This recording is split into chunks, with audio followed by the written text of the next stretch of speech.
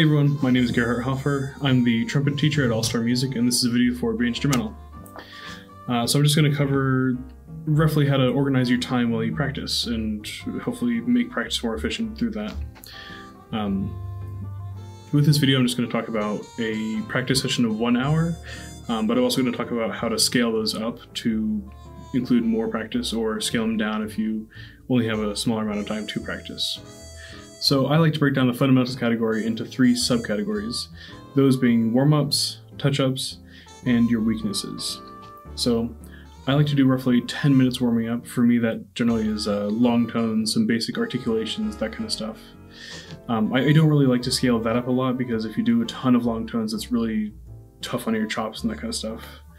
That being said, the other 2 portions being touch-ups and weaknesses, those can be scaled up as much as you'd like, and I highly recommend scaling up, especially the weakness one. So the second subcategory being touch-ups is just make sure you touch on every single technique that you know and everything like that. Make sure that everything is staying up to snuff. If you're, say, really good at double tonguing, I'd still recommend doing some double tonguing. And the third category, which is weaknesses, is pretty self-explanatory.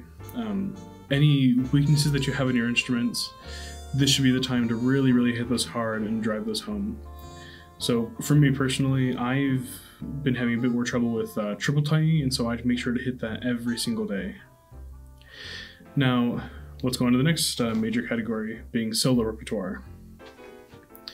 I'd recommend only probably spending about 20 minutes of an hour on your solo repertoire. And that'll also change a lot depending on how much solo repertoire you have compared to ensemble rep, and which of those is really challenging you the most right now. So a few really good tips for that is to break your solo repertoire down into chunks. So one thing that I've been doing a lot of experimenting with and having a lot of success with lately is breaking it down just into like its major phrases, and then like the phrases within those major phrases.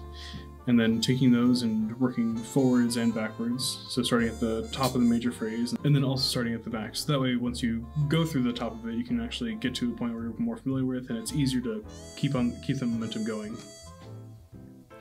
Also, it's always better to have more solo repertoire time, because that'll give you more time to listen to those pieces that you're working on. So the third and final category is ensemble repertoire.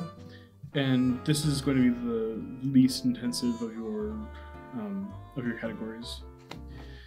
Out of an hour, I'd probably only spend about 10-ish minutes on ensemble repertoire, most of the time, because your solo repertoire should be challenging you a lot more, and you can, if you're having any trouble with your ensemble repertoire, you can make those into exercises and work those into your fundamentals block. Also, as far as your warm-ups, make sure those are the exact same every day.